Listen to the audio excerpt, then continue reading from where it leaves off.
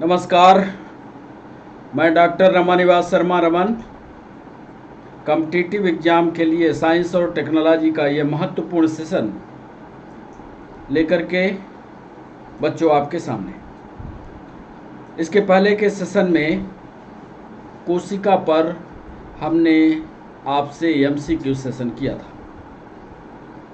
उसका नाम दिया था MCQ session on sale part 1। आज MCQ session on sale part 2 लेकर के आपके बीच। ये वो महत्वपूर्ण सवाल हैं जो सभी कॉम्पिटिटिव एग्जाम में पूछे गए।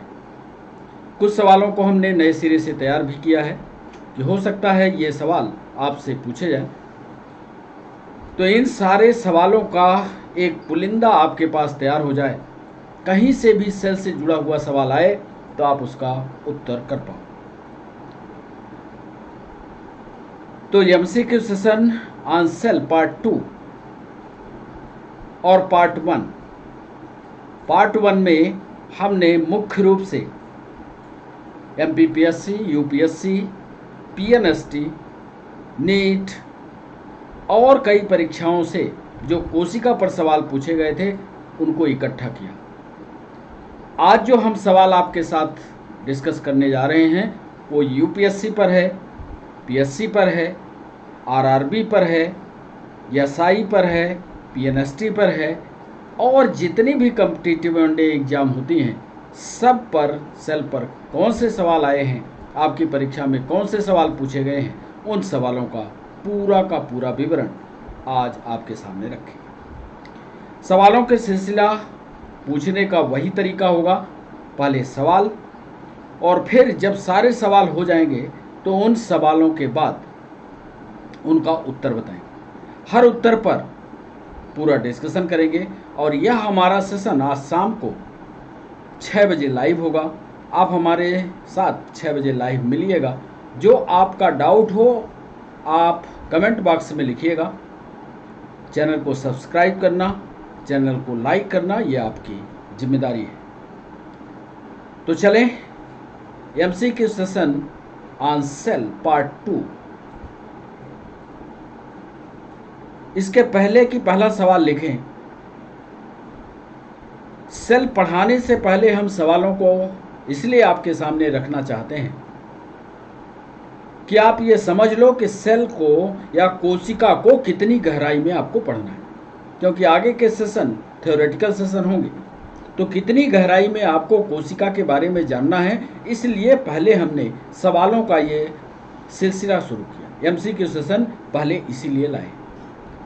तो जब एमसीक्यू सेशन आपके पास होगा तो आपको ये पता होगी कि कौन से सवाल, कितने सवाल किस चैप्टर से या किस एरिया से पूछे गए। उन पर हम ज़्यादा ध्यान केंद्रित करते हुए उसकी थ्योरी को और विस्तार देंगे। तो एमसीक्यू सेशन सेल पार्ट 2 में पहला सवाल बच्चों आपके स्क्रीन पर ये रहा। Question number 1। पहला सवाल है जो एमपीएसआई में और नीट में भी पूछा गया।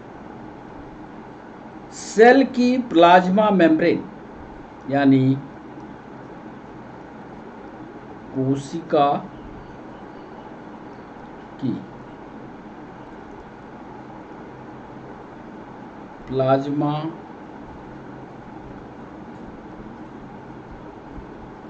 मेम्ब्रेन किसकी बनी होती है?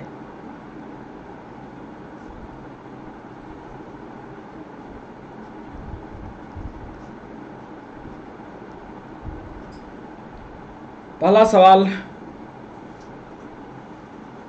कोशिका की प्लाज्मा मेम्ब्रेन किसकी बनी होती है? इसका पहला ऑप्शन दिया है प्रोटीन और कार्बोहाइड्रेट की,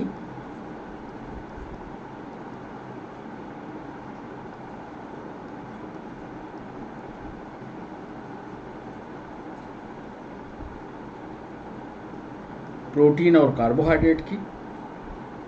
बी में उत्तर दिया है प्रोटीन एंड लिपिड की। काफ़ी बारीकी से जब आपने प्लाज्मा मेम्ब्रेन पढ़ा होगा तभी ये जवाब बनेगा। तीसरा ऑप्शन है प्रोटीन लिपिड।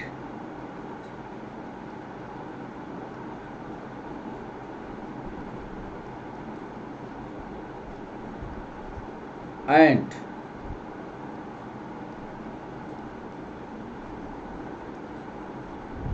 कार्बोहाइड्रेट की। और अंतिम ऑप्शन दिया इसने प्रोटीन की, न्यूक्लिक एसिड। न्यूक्लिक एसिड का मतलब डीएनए और आरएनए का रहा है, एंड लिपिड की। सवाल पूछा गया पहले में कि कोशिका की जो प्लाज्मा मेम्ब्रेन होती है, कोशिका झिल्ली इसको कह लीजिए, किसकी बनी होती है? क्या प्रोटीन और कार्बोहाइड्रेट की, क्या प्रोटीन और लिपिड की, क्या प्रोटीन लिपिड और कार्बोहाइड्रेट की, और अंतिम ऑप्शन दिया प्रोटीन न्यूक्लिक एसिड और लिपिड की। तो पहला सवाल सोच विचार कर इसका उत्तर कीजिए, अपने दिमाग पर इस उत्तर को रखिए, और फिर जब सारे सवाल हो जाएंगे तो फिर हम इसका उत्तर बताएंगे, फिर तब आप जज करिएगा कि आपसे कितना जवाब बना। ये भी हम साथ में बताते चलते हैं कि कौन सा सवाल एमपीएसआई में बताया आपसे, पीएनएसटी और नीट में ये सवाल पूछा गया कि कोशिका की प्लाज्मा मेम्ब्रेन किसकी बनी होती है। चलिए दूसरा सवाल,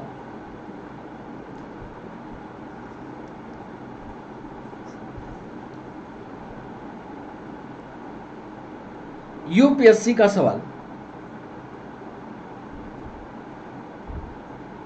न्यूक्लियोप्रोटीन पढ़ा होगा आपने, कई बार पढ़ा होगा। नाभिकीय प्रोटीन इसको भी कह सकते हैं।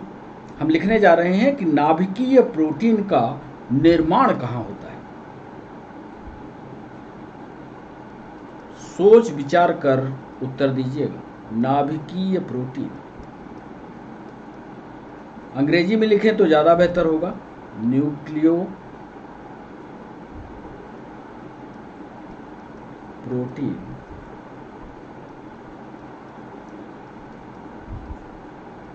का निर्माण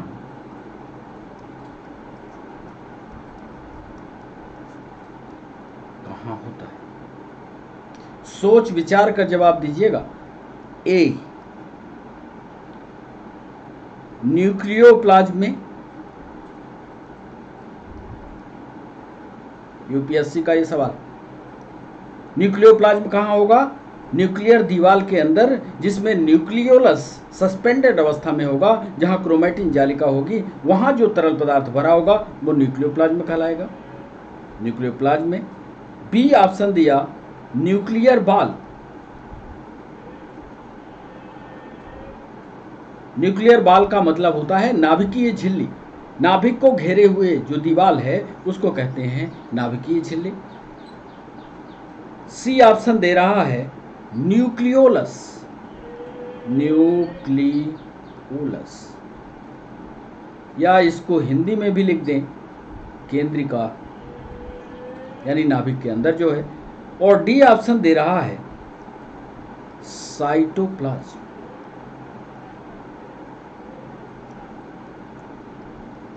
दूसरा सवाल जो यूपीएससी ने पूछा कि नाभिकीय प्रोटीन, सामान्य प्रोटीन नहीं पूछ रहा, नाभिकीय प्रोटीन न्यूक्लियो प्रोटीन का निर्माण कहाँ होता है?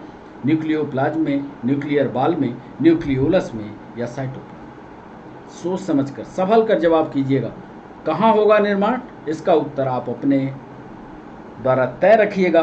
फिर जब पूरे सेशन का उत्तर खत्म होगा, पूरा प्रश्न खत्म होगा, तब हम इसका उत्तर बताएंगे। क्यों यही उत्तर होगा, ये भी कारण स्पष्ट करेंगे। तो तीसरा सवाल,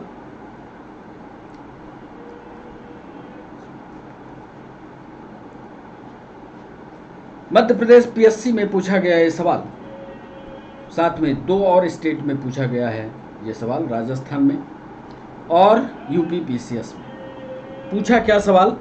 राइबोसोम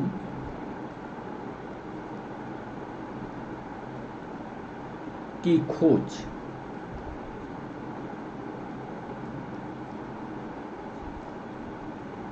करने वाले वैज्ञानिक का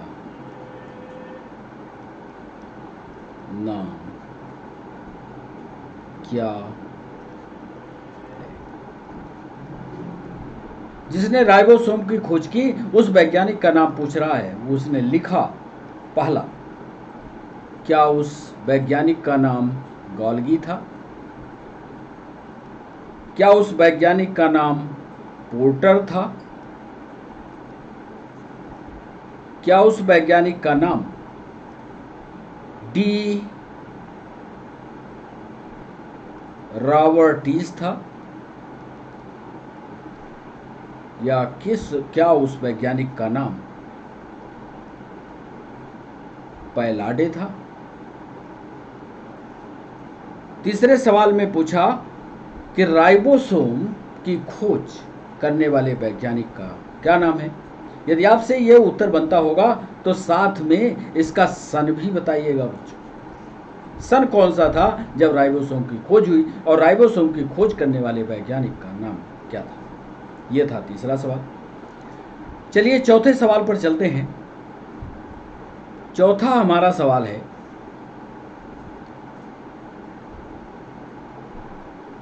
जो आरआरबी में पूछा गया, पीएनएसटी में भी आया ये सवाल और नीट में भी पूछा गया। प्लाज्मा मेम्ब्रेन का या कोशिकीय झिल्ली,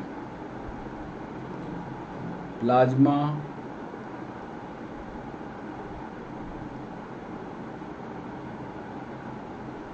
मेम्ब्रेन, हिंदी वाले बच्चे इसमें कंफ्यूज ना हो, इसको कोशिका झिल्ली ही कहते हैं, पढ़ाया है हमने। कोशिका झिल्ली का सबसे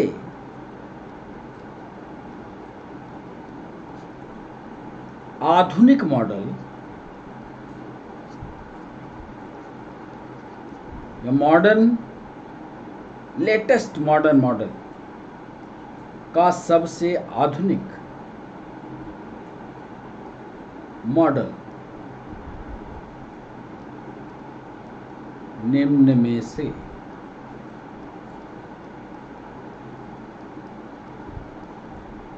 कौन सा है। यहां हम मॉडल लिखेंगे। लेटेस्ट मॉडल आपको बताना है। सभी मॉडल जो इससे जुड़े हैं प्लाज्मा मेम्ब्रेन से, जो लेटेस्ट हो, जो नियरेस्ट हो, उस मॉडल को आपको बताना है। ए पर लिख रहे हैं, ध्यान से समझिएगा, लैमिलर model.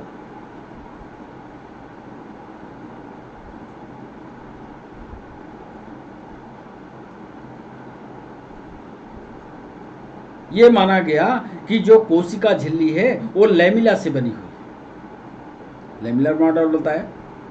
B, unit membrane model.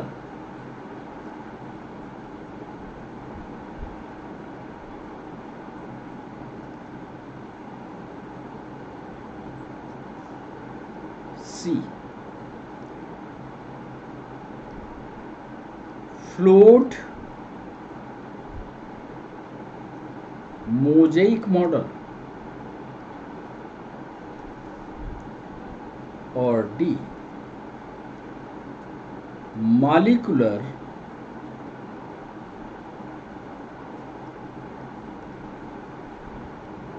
Lipid. इसमें सवाल पूछा गया कि प्लाज्मा मेम्ब्रेन का यह कोशिका झिल्ली का सबसे आधुनिक, उसकी संरचना को समझाने के लिए कई मॉडल आए थे। प्रश्न को समझिएगा तब उत्तर ठोकिए कि कोशिका झिल्ली का सबसे आधुनिक मॉडल आपको बताना है। ये सभी मॉडल उसके डिस्कशन में आए हैं। जो रिसेंट मॉडल हो, जिसको वाइडली एक्सेप्ट किया गया हो, उस मॉडल का नाम बताना है। क्या वो लैमिलर मॉडल है, क्या यूनिट मेम्ब्रेन मॉडल है, क्या फ्लूइड मोज़ेइक मॉडल है, क्या मॉलिक्यूलर मॉडल है। चलिए पांचवा सवाल।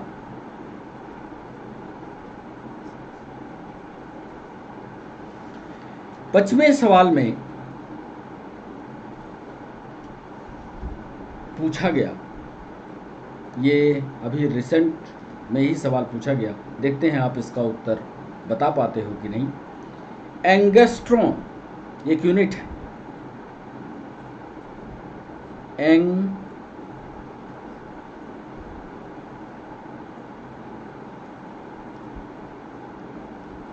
इसको जब आप लिखते हैं या किताब में लिखा होता है तो ए बना करके ऊपर बिंदी होती है।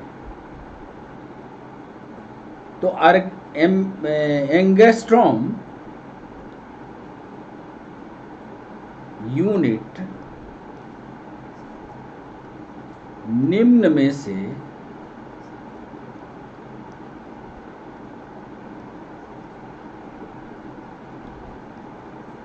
किसके बराबर है? जरा दिमाग लगाकर सोचिएगा और तब उत्तर करिए। ए 0.01 मिलीमीटर, बी 0.001 mm, सी 0.001 mm और अंतिम ऑप्शन दिया 0.0001।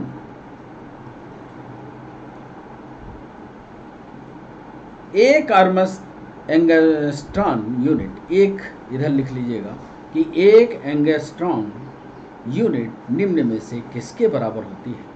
आपको यह बताना है, क्या वो 0.01 है, क्या वो 0.001 mm है, क्या वो 0.0001 mm है, क्या वो 0.00001 mm। सही उत्तर का चयन कीजिए और बताइए कौन सा इसका उत्तर सही। चलिए छठवें सवाल पर चलते हैं।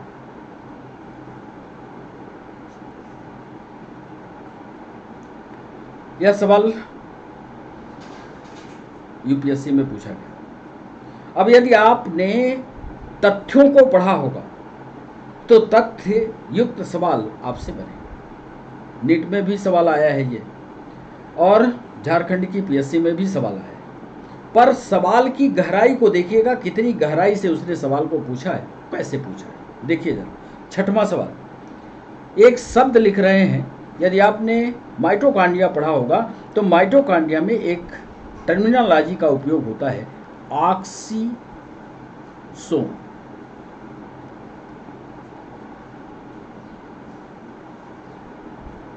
इसी ऑक्सीसोम को F0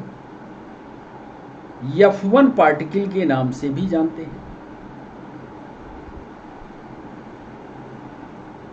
वो पूछ रहा है ऑक्सीसोम अथवा F0 F1 कण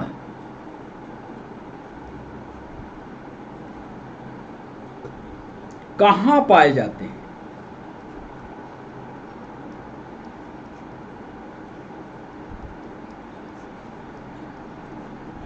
सवाल छोटा है पर गहराई वाला सवाल है, समझने की कोशिश करिएगा तभी जवाब बनेगा। उसने कहा नंबर ए में। क्या ये थैलाक्वाइड पर है? अब ये थैलाक्वाइड्स क्या रचना है ये आपको समझना पड़ेगा।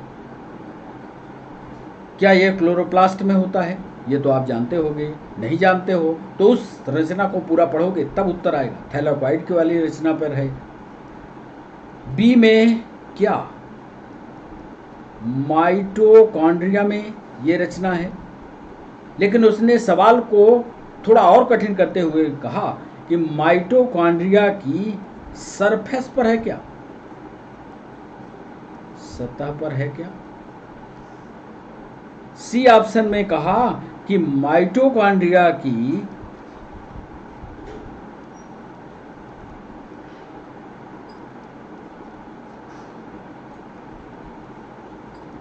आंतरिक सतह पर है क्या। और डी ऑप्शन देते हुए उसने कहा क्लोरोप्लास्ट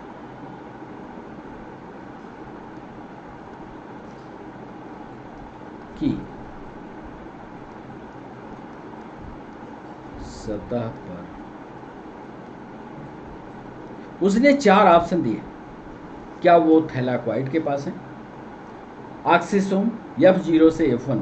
अब इसकी संरचना अभी आज ही हम आपको चित्र के द्वारा पढ़ा देंगे, समझा देंगे। जैसे ही सेशन समाप्त होगा इन दोनों का चित्र हम लाए हैं और दोनों चित्रों को आपको समझा देंगे। आप हमारे साथ क्लास में बने रहिएगा।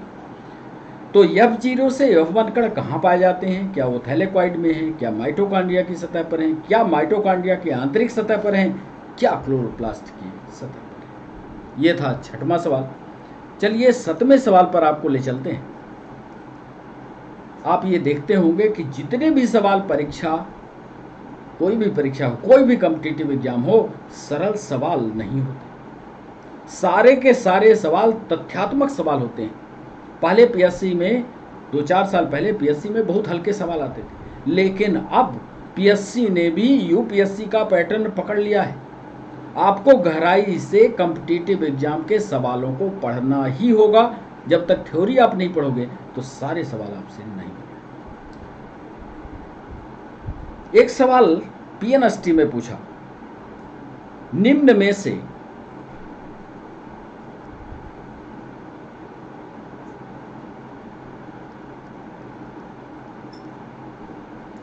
किसका नाम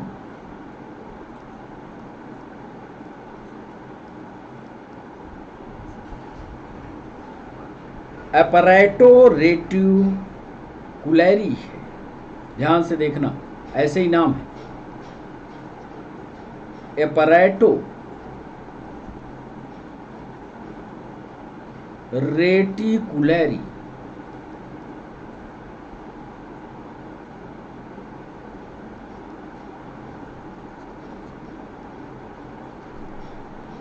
निम्न में से किसका नाम, अभी 4 ऑप्शन देंगे आपको, उसका नाम अपैरेटो रेटिकुलरी भी है।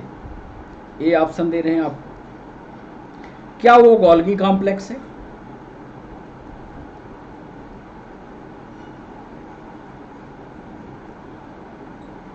बी में ऑप्शन दे रहे हैं, क्या वह ER है, यानी एंडोप्लाज्मिक रेटिकुलम है, अंतः प्रदप्पी जालिका जिसको कहते हो, एंडोप्लाज्मिक रेटिकुलम है।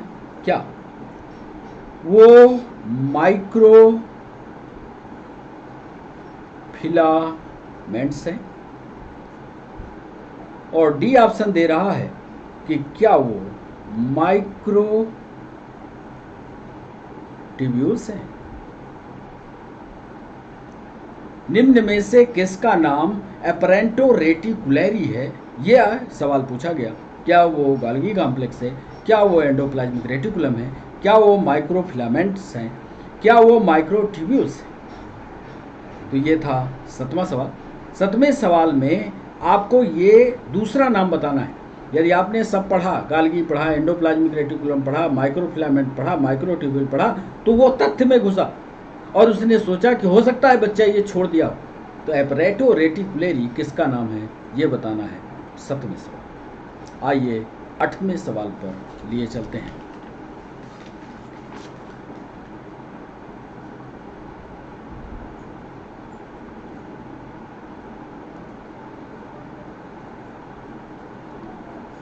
यूपी पीसीएस में एक सवाल ये पूछा गया, गोल्गी एपरेटस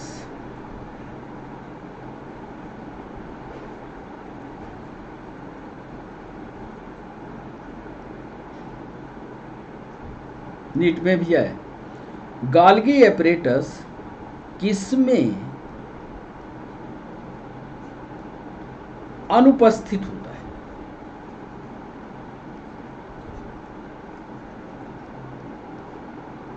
आपको यह बताना है कि हम जो 4 नाम लिखने जा रहे हैं इसमें किसमें गोल्गी एपरेटस अनुपस्थित है या गोल्गी एपरेटस नहीं पाया जाता। ए में लिख रहे हैं ऑल हायर प्लांट्स, ब्रैकेट में सभी उच्च पादप। बी में लिख रहे हैं ईस्ट,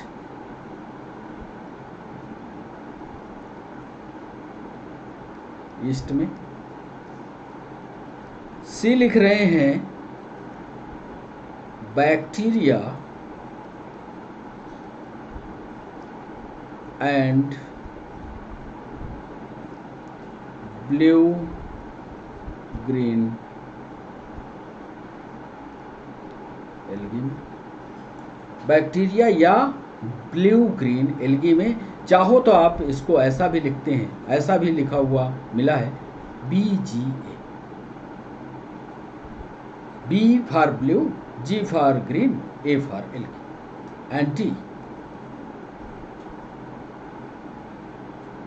जितने नाम लिखा उसमें से कोई। गाल्गी एपरेटस काम क्या होता है, इसका डिस्कशन हम लोग पहले कर चुके हैं। तो गाल्गी एपरेटस किस में अनुपस्थित है? क्या सभी बड़े पौधों में, उच्च पादपों में, क्या ईस्ट में, क्या बैक्टीरिया और ब्लू ग्रीन एल्गी में, या किसी में नहीं? तो ये था हमारा 8वां सवाल। चलिए 9वां सवाल आपको बताते हैं, और ये 9वां सवाल यूपीएससी ने पूछा। ध्यान से इस सवाल को पढ़िए। पौधों की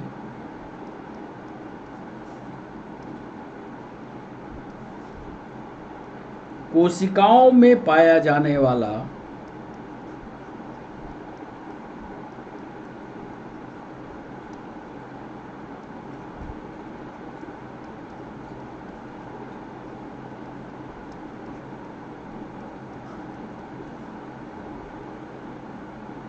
परऑक्सीसोम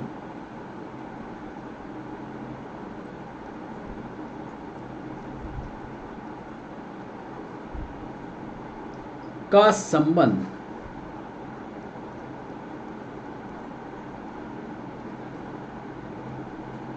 निम्नलिखित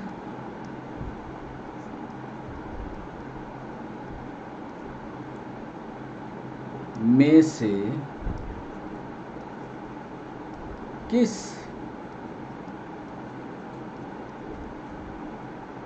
अभिक्रिया से है?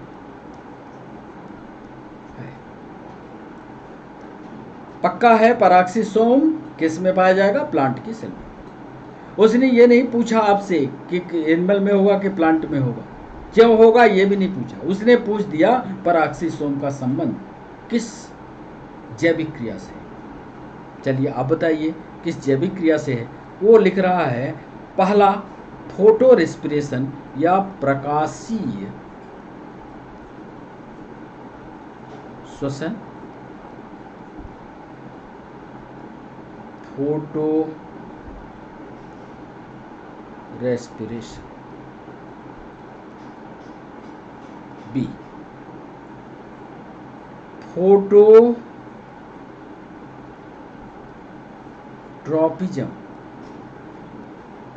फोटोट्रॉपिज्म ऐसी गति जो प्रकाश को देख करके हो, प्रकाश जैसे सूर्यमुखी, फोटोट्रॉपिज्म। सी फोटोपीरियोडिज्म।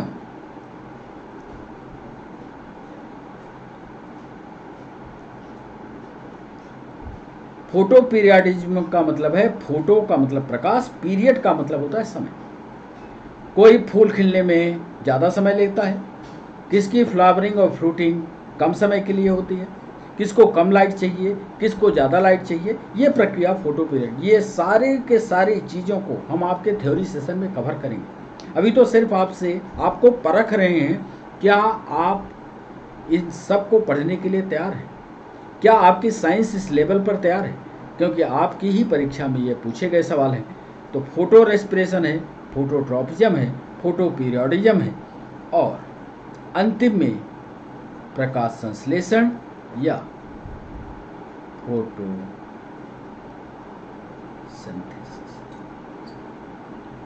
इसमें पूछा गया कि पौधे की कोशिकाओं में पाया जाने वाला पैराक्सीसोम का संबंध निम्नलिखित में किस अभिक्रिया से है? क्या वो प्रकाशीय श्वसन से है? क्या वह फोटोट्रॉपिज्म से है? क्या वह फोटोपीरियोडिज्म से है? क्या वह संबंध प्रकाश संश्लेषण से है? चलिए 10वें सवाल पर सवाल पीएनएसटी में भी, नीट में भी, एमपीएसआई में भी, यूपीएससी में भी, पीएससी में भी ये सवाल पूछा गया। एक 10वां सवाल, बाल बियानी रिंग, देखिएगा बाल बियानी रिंग, अब ये कहां होती है यह आपको समझना। बाल बियानी रिंग, क्या यह क्रोमोसोम से जुड़ी हुई रचना है?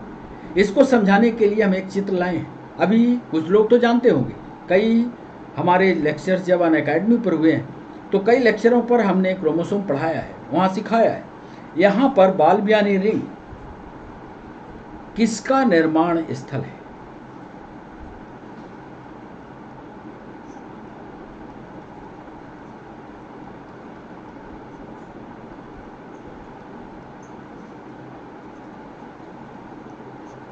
हम पूछ रहे हैं कि कोई एक ये रचना है जो किसी भी आर्गन पर है, क्रोमोसोम पर है, मान लो क्रोमोसोम पर है, तो बाल बियानी रिंग कौन सी चीज इसके ऊपर बनती है, निर्माण स्थल क्या, साइट ये किसके लिए काम करती है, ये सवाल पूछ रहे हैं। सोच विचार कर जवाब करेंगे तो बन जाएगा ए। क्या यहां पर डीएनए का रेप्लिकेशन होता है? रेप्लिकेशन ऑफ, इसमें से हो सकता है बहुत सारे बच्चे ये ना जानते हो कि रेप्लिकेशन ऑफ डीएनए क्या है, डुप्लीकेशन ऑफ डीएनए क्या है। तो ये डीएनए और आरएनए हम विस्तार से कोई न कोई समय सेट करके आपको विस्तार से इन पर लेक्चर देंगे। डीएनए क्या होता है, आरएनए क्या होता है। तो क्या ये निर्माण स्थल है रेप्लिकेशन ऑफ डीएनए का? बी पर हमने सवाल उत्तर दिया, आरएनए की साइट है ये, आरएनए एंड प्रोटीन।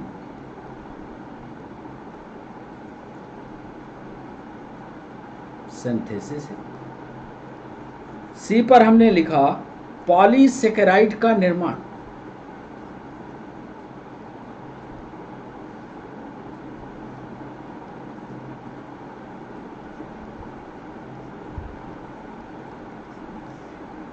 और डी पर हम लिखने जा रहे हैं लिपिड का निर्माण। अभी आप कोशिश करिए इस प्रश्न का उत्तर देने की, यदि बनता है, नहीं तो आगे जब हम आपको उत्तर बता देंगे फिर इसके बाद डिस्कशन इस पर करेंगे, चित्र आपको दिखाएंगे, तो दिखाएंगे कि बाल बियानी रिंग कहाँ होती है और इसके साइट क्या है, निर्माण स्थल किसका है, ये आपको बताएंगे। तो इस पर हमने पूछा है बाल बियानी रिंग किसका निर्माण स्थल है, क्या रेप्लिकेशन ऑफ डीएनए है, आरएनए और प्रोटीन सिंथेसिस है, पॉलीसेकेराइड का निर्माण है या लिपिड का निर्माण। तो ये था 10वां सवाल। चलिए आपको 11वें सवाल पर ले चलते हैं।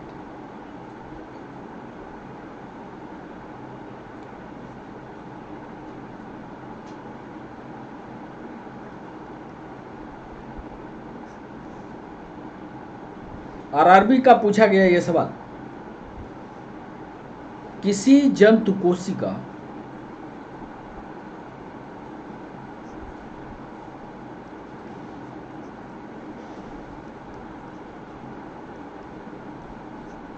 मतलब एनिमल सेल की बात कर रहे हैं, पहले तो दिमाग में ये बैठा लो कि एनिमल सेल की बात करें। किसी जंतु कोशिका में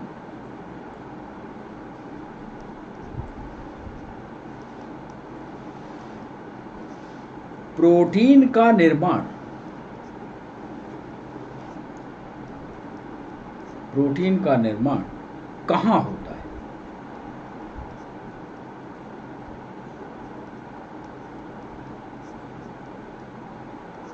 अब आपको यह बताना है कि एनिमल सेल, प्लांट सेल, पहले तो ये दिमाग में बैठा लीजिए कि हम सिर्फ बात कर रहे हैं एनिमल सेल। एनिमल सेल में प्रोटीन का निर्माण कहां होता है, वो जगह पूछ रहे हैं आपसे, आपको करेक्ट जवाब देना है ए, कोशिका द्रव्य यानी साइटोप्लाज्म एंड ईआर यानी एंडोप्लाज्मिक रेटिकुलम। क्या ये दो स्थान है जहां पर प्रोटीन का निर्माण होता है? बी, ओनली मतलब सिर्फ किसमें? एंडोप्लाज्मिक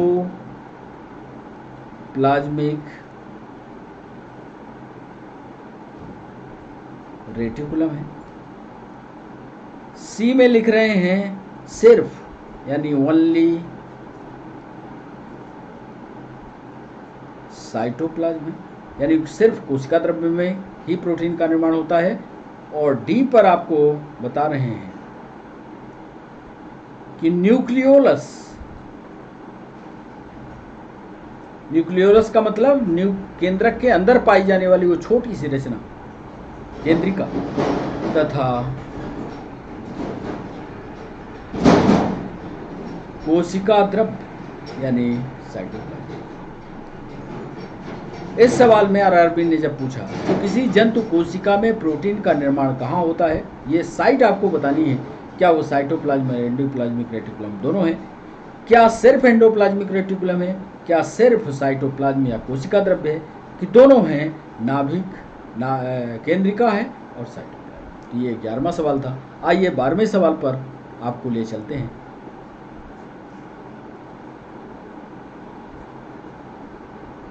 यह सवाल मध्य प्रदेश पीएससी में पूछा गया। मिडिल लैमिला आपको याद आ गया होगा। मिडिल लैमिला, जब हम कोशिका की संरचना बता रहे थे तो दो कोशिकाओं के बीच एक रचना बताई थी, वो मिडिल लैमिला। मिडिल लैमिला पर पूछ रहा है। मिडिल लैमिला के लिए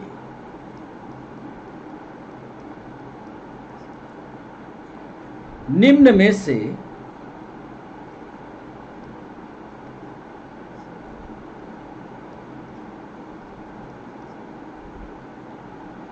कौन सा तत्व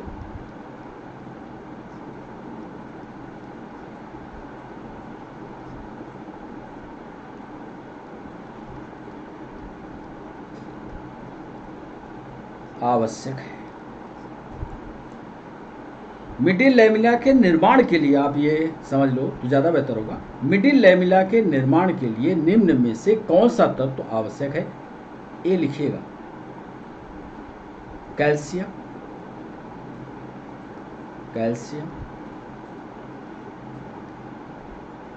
B, zinc.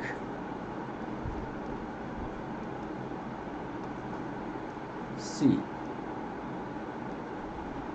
Potassium. And D, copper. इसमें से एक उत्तर ही सही। मिडिल लैमिला के निर्माण के लिए एक ही तत्व की जरूरत है। हालांकि दो तत्वों की जरूरत पड़ती है, पर दूसरे का नाम नहीं लिखा है। मिडिल लैमिला के लिए निम्न में से कौन सा तत्व आवश्यक है? कैल्शियम, जिंक, पोटेशियम या तांबा? आपको इसमें से एक उत्तर करेक्ट करना है। चलिए 13वें सवाल पर लिए चलते हैं आपको। यूपीएससी का यह सवाल पीएनएसटी में भी आया।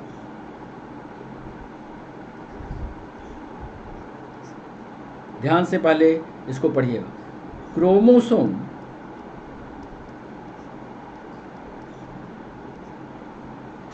में पाए जाने वाला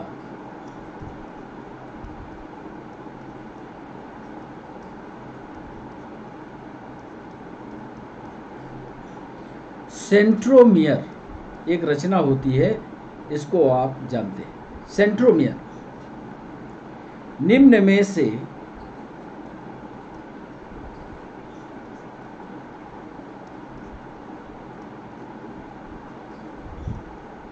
किस कार्य को पूर्णता प्रदान करता है?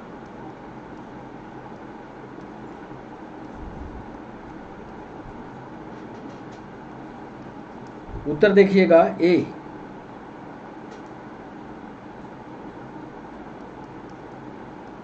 क्रोमोसोम की गति पोल्स की ओर।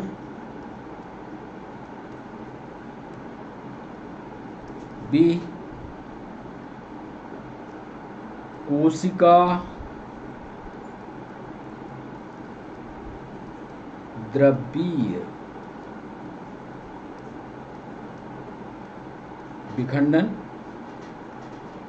सी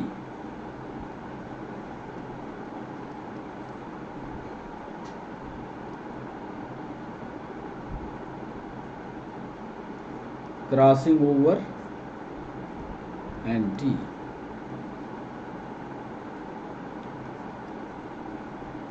ट्रांस।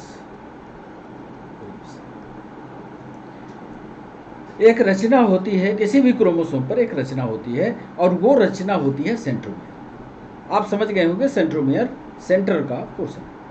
हम ये पूछ रहे हैं कि इसमें से सेंट्रोमियर का काम कौन सा है, ये आपको बताना है। क्या क्रोमोसोम की गति पोल्स की ओर करवाता है, क्या कोशिका द्रव्यीय विखंडन करवाता है, क्या क्रॉसिंग ओवर करवाता है, मतलब एक दूसरे के ऊपर चढ़ा करके करवाता है, क्या वह ट्रांसक्रिप्शन करवाता है, ये भी जरूरी है। ट्रांसक्रिप्शन क्या होता है ये आप जानते होंगे, नहीं जानते हैं तो आप हमसे कमेंट बॉक्स में पूछेगा, हम बताएंगे। चलिए 14 नंबर का सवाल।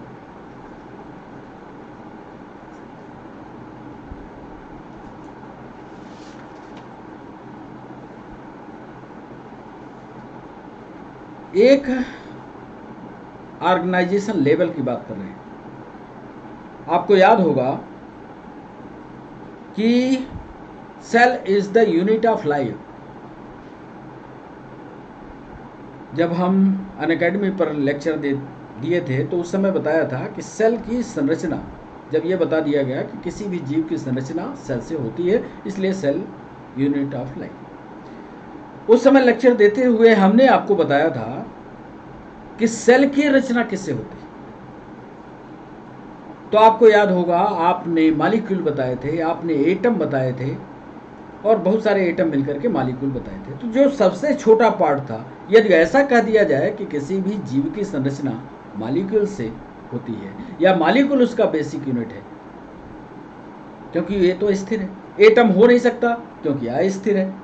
तो किसी भी जीव की मॉलिक्यूलर स्टेज जो है सबसे न्यूनतम इकाई है, तो इसमें कोई बुराई नहीं है। इस पर 1 घंटे का लेक्चर आपको यदि याद आता होगा, अनअकैडमी का वो लेक्चर तो हमने दे दिया था। उसी से जुड़ा हुआ ये सवाल पूछा गया।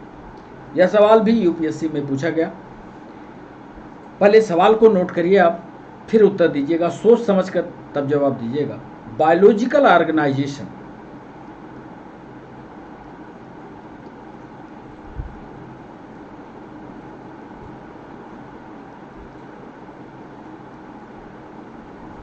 बायोलॉजिकल ऑर्गेनाइजेशन की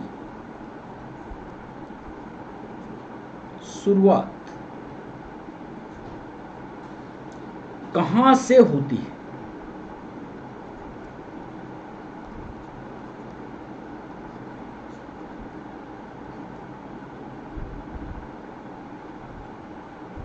ए सेलुलर लेवल पर है,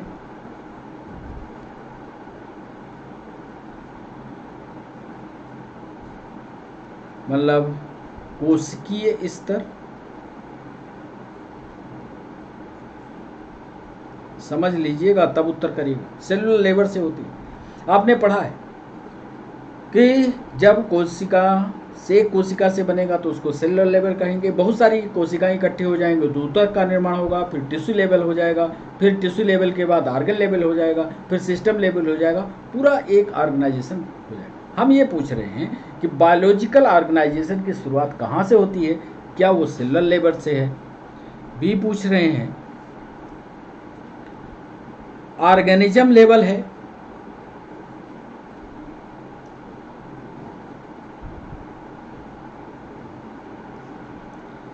सी एटॉमिक लेवल है,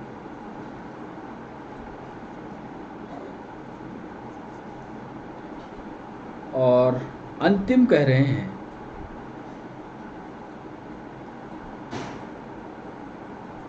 सब माइक्रोस्कोपिक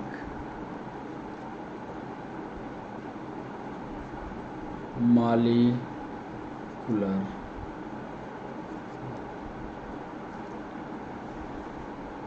इस सवाल को सोच करके बायोलॉजिकल ऑर्गेनाइजेशन की शुरुआत कहाँ से होती है? क्या वो सेलुलर लेवल से होती है? क्या ऑर्गेनिज्म लेवल पर होती है? क्या एटॉमिक लेवल पर होती है? क्या सब माइक्रोस्कोपिक या माइक्रो मॉलिक्यूलर लेवल पर होती है? ये सवाल हमने पूछा। तो ये 14 नंबर का सवाल सोच करके डिस्क्राइब करिएगा, और डिस्क्राइब करने के लिए आपको जल्दी से जल्दी हमें लाइव लाना होगा, जिसके लिए सब्सक्राइब करना और 5 मिनट बढ़ाने की जिम्मेदारी आपकी ही है। उस समय जब आप हमसे डिस्कस करोगे, सवाल सीधा सवाल करोगे, तो आप अपना कारण बता पाओगे। और 15वां सवाल और आज के सेशन का अंतिम सवाल, 15 नंबर का सवाल, साइटोस्केलेटन।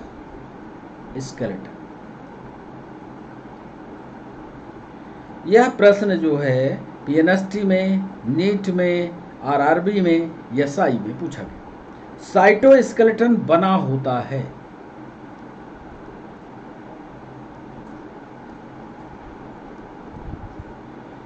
साइटो का मतलब समझ लेना सेल, स्केलेटन का मतलब होता है कंकाल, सेल का कंकाल, उसकी बात कर रहे हैं। प्रश्न में बहुत सारी बातें छिपी होती हैं, इसलिए शायद आप उत्तर न कर पाते हो। जब प्रश्न को पढ़ो तो थोड़ा रुक रुक के पढ़ोगे तो उत्तर जल्दी निकल के आएगा।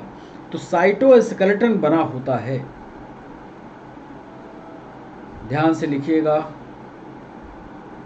कैलोज डिपॉजिट का।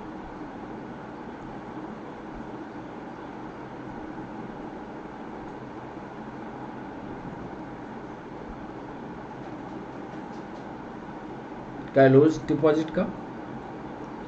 B, cellulosic micro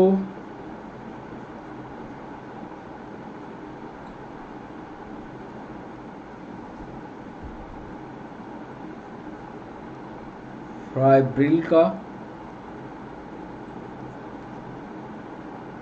proteins filament का।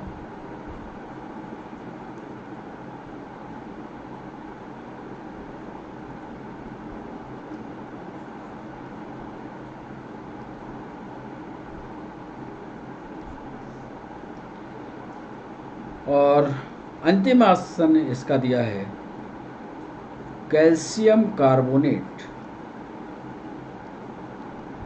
ग्रेन्यूल्स का,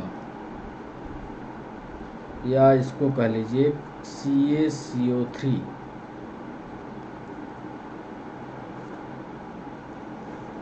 साइटोस्केलेटन यानी कोशिका का कंकाल किसका बनेगा? कैलोज एक प्रकार का रासायनिक पदार्थ, सेलुलोज रासायनिक पदार्थ, प्रोटीन रासायनिक पदार्थ, कैल्शियम कार्बोनेट ग्रेन्यूल, किससे मिलकर के साइटोस्केलेटन बनता है? ये थोड़ा सा गूढ़ सवाल पूछा आपसे। तो 15वां सवाल ये था, साइटोस्केलेटन किसका। इस तरह से पूरे सेशन में हमने आपसे 15 सवाल पूछे, 15 सवाल आपकी परीक्षाओं से उठाया है, और आपको अंदाज़ा लग गया होगा कि आपको प्रश्नों को या थ्योरी को कितनी गहराई से उठा करके पूछना। जो जिस परीक्षा में भाग दे रहा हो, जो MPPSC में दे रहा हो, उन सवालों का अध्ययन करें। कुल मिला करके आप किसी भी परीक्षा में बैठ रहे हो, तथ्यात्मक सवालों को ही पूछा जाएगा। जब तक आप थ्योरी पढ़ोगे नहीं तो ये तथ्यात्मक सवाल बनेंगे नहीं। एक सरल सवाल करने की आदत छोड़ दो, तथ्यात्मक सवालों को, पेपर से उठाए हुए सवालों को करने की आदत डालो तो ज़्यादा बेहतर। इसके उत्तर बताएं। 2 चीज़ें हम आपके लिए लाए, ये देखिए। मैं एक शब्द आया था F0 F1 particle. F0 F1 particle, अभी उत्तर पर ले चलेंगे आपको, उत्तर बाद में बताएंगे। F0 आपको याद होगा कि माइटोकॉन्ड्रिया की रचना कुछ ऐसी थी।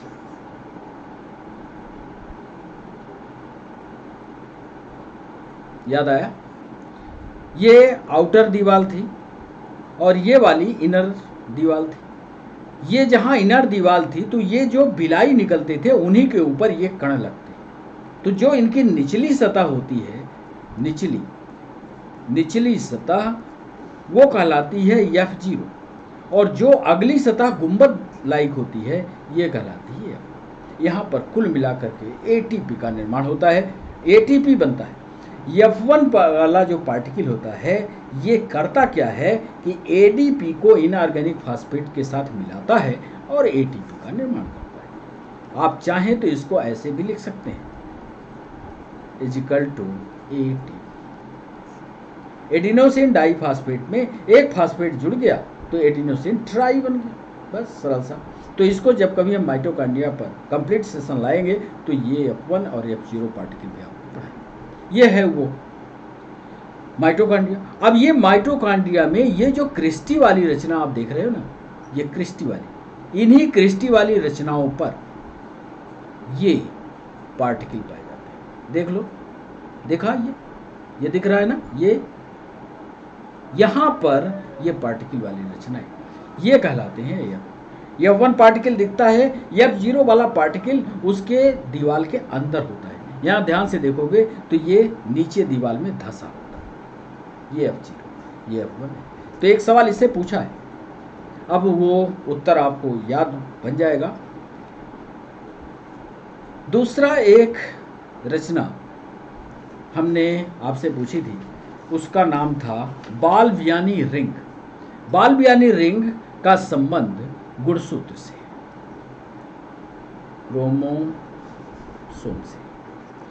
क्रोमोसोम में बाल्बियानी रिंग क्या करती है, ये देख रहे हो, बाल्बियानी रिंग 1, बाल्बियानी रिंग 2। यहाँ क्या प्रोसेस हो रही है ये आपके समझ में आता है। तो बाल्बियानी रिंग क्या काम करती है ये आपको बताना है, वहाँ उस सवाल में बताना था। और जब हम क्रोमोसोम का एक स्पेशल सेशन लेंगे तो ये क्रोमोसोम पर आपको पढ़ाएंगे।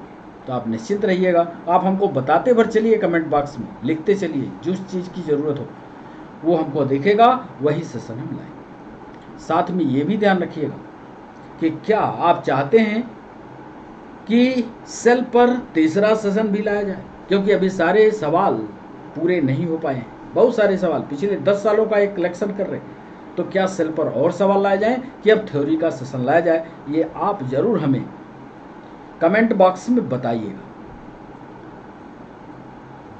साथ में आपको ये भी बताते चलें कि अब हम इंस्टाग्राम पर भी हैं, और इंस्टाग्राम पर हमें ज्वाइन करने के लिए ये हमारा डिस्क्रिप्शन है और ये हमारी लिंक है। ज़रूर आप इंस्टाग्राम पर भी हमसे मिलें, वहाँ पर भी आप हमसे सवाल पूछ सकते हैं। हमारे लेक्चर और हमारी वीडियो आपको इंस्टाग्राम पर भी। तो चलिए अब उत्तर आपको बता दें। तो पहला उत्तर पहले सवाल का,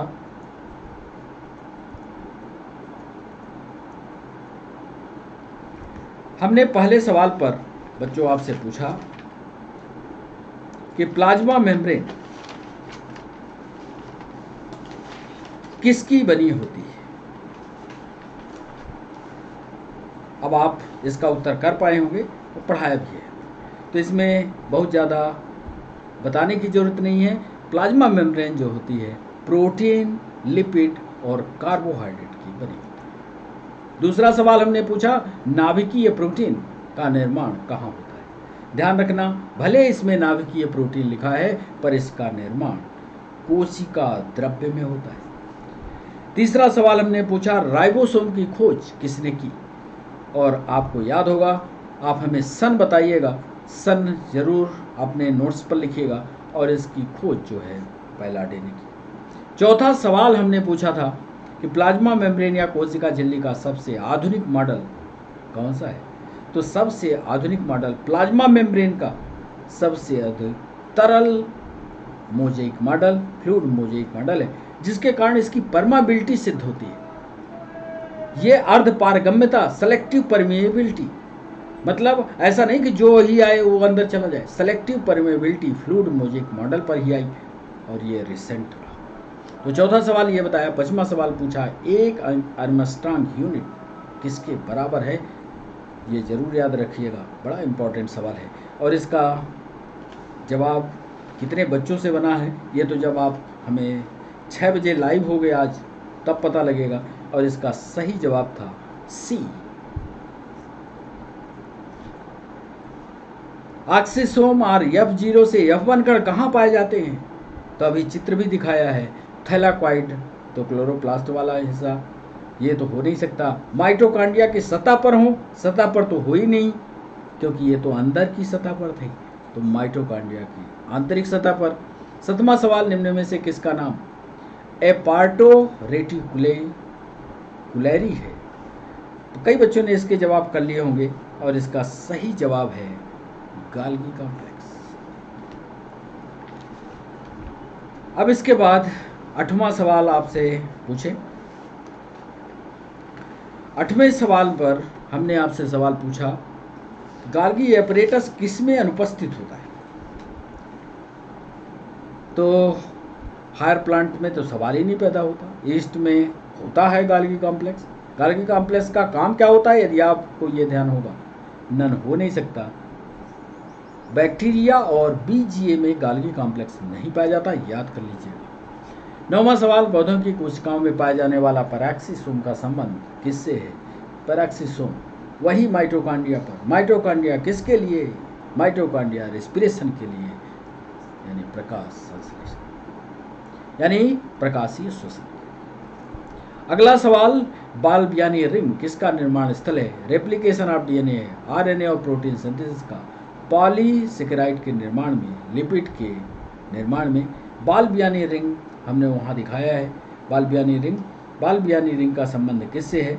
तो ये आरएनए और प्रोटीन के सिंथेसिस से है। इसको पढ़ाना पड़ेगा, आपको पढ़ना भी पड़ेगा, तब ये उत्तर बनेगा। 11वां सवाल, किसी जंतु कोशिका में प्रोटीन का निर्माण कहाँ होता है? 11वें सवाल पर हमने पूछा। 11वें सवाल का सही जवाब था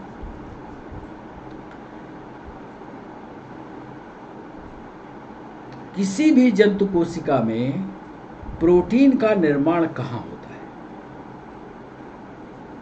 बता सकते हैं आप? और इसका सही जवाब है सिर्फ साइट। पढ़िएगा, ये भी गुड़ सवाल था। 12वें सवाल पर मिडिल लेमिला के निर्माण के लिए कौन सा तत्व आपको याद आता होगा?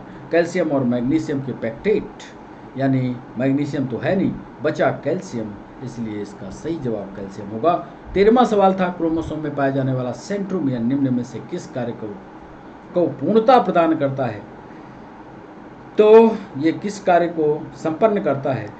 तो ये सेंट्रोमियर क्रोमोसोम में जो बीच का हिस्सा होता है, ये पोल्स को क्रोमोसोम को आधा हिस्सा ऊपर आधा हिस्सा नीचे ढकेलता है, यानी क्रोमोसोम की गति को नियंत्रित करता है, ऊपर नीचे पहुंचाता है। 14 नंबर के सवाल पर, ये तो हमने अनअकैडमी के प्लेटफॉर्म पर कई बार आपको पढ़ाया है, सब माइक्रोस्कोपिक मॉलिक्यूलर लेवल यहीं से शुरुआत होती है। और 15वां सवाल था, साइटोस्केलेटन बना होता है कैलोज का, डिपॉजिट्स का, सेलुलोज का, प्रोटीनस फिलामेंट का।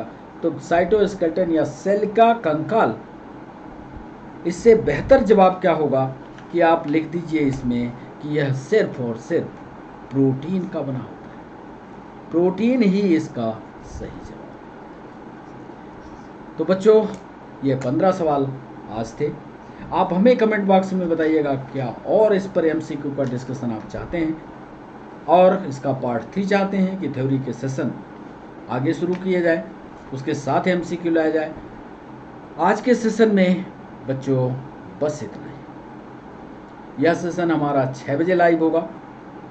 6 बजे आप हमारे साथ आज ही लाइव होइए, अपने सवाल पूछिए, अपनी दिक्कतें बताइए, सीधा जवाब हम देंगे। साइंस और टेक्नोलॉजी से कहीं से भी सवाल पूछेंगे, जवाब तुरंत देंगे। आप हमारे साथ इंस्टा पर भी जुड़ सकते हैं, वहाँ भी आपको जो भी पूछना हो पूछ सकते हैं। तो बच्चों, आज के लिए बस इतना ही। फिर मिलते हैं एक दिन के ब्रेक के बाद नए सेशन के साथ। तब तक के लिए बाय बाय, नमस्कार।